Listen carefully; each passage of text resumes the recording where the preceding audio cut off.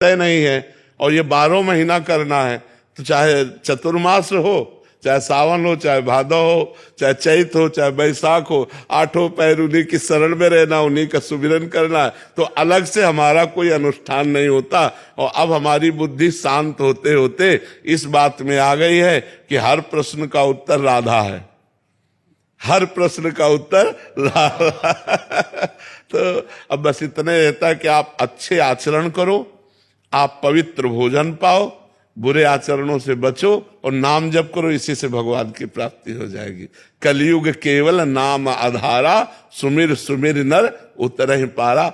बहुत बहुत से व्रत हैं, जैसे चतुर्मास से व्रत है, इसी नियमों से चले, ऐसे बहुत से अनुष्ठान है, बहुत से पद्धतियां हैं।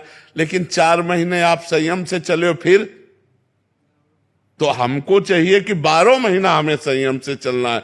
12 महीने हम भगवत कुछ अनुष्ठान है जो किए, अब फिर इसके बाद तो हमें लगता है हम 12 महीना अनुष्ठान में रहें, 12 महीना भागवती का आचरण करें, भगवान का चिंतन करें, कभी अधर्म न करें।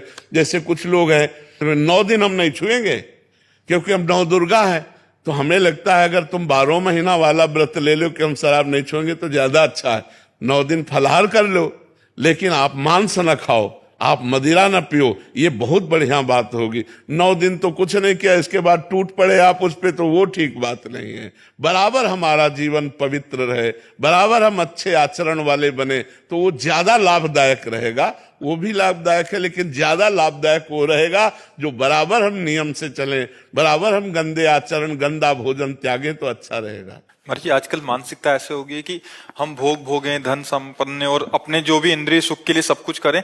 कुछ दिन का तो उस दिन अनुष्ठान तप किया और उसका फल भी वही हो, भोग मिले अच्छे और उन्नति हो। तो महाराज जी, वो भक्ति का लक्ष्य ना हो के महाराज जी, जब सांसारिक लक्ष्य हो जाता तो बहुत दिक्कत। हाँ, अब प्राय संसार को सत्य माना जाता है, भोगों को सुखप्रद माना जाता है, तो भगवान की भी आराधना होती, तो भगवान से भोग सुख ही मांगते हैं। प्रभु हमको ये सुख सुविधा दे दो, रुपया दे दो, मकान दे दो, नौकरी दे दो, अमुक अमुक। ठीक है, जीने के लिए आवश्यक है, लेकिन जीवन किसके लिए, इस प्रश्न का उत्तर दो।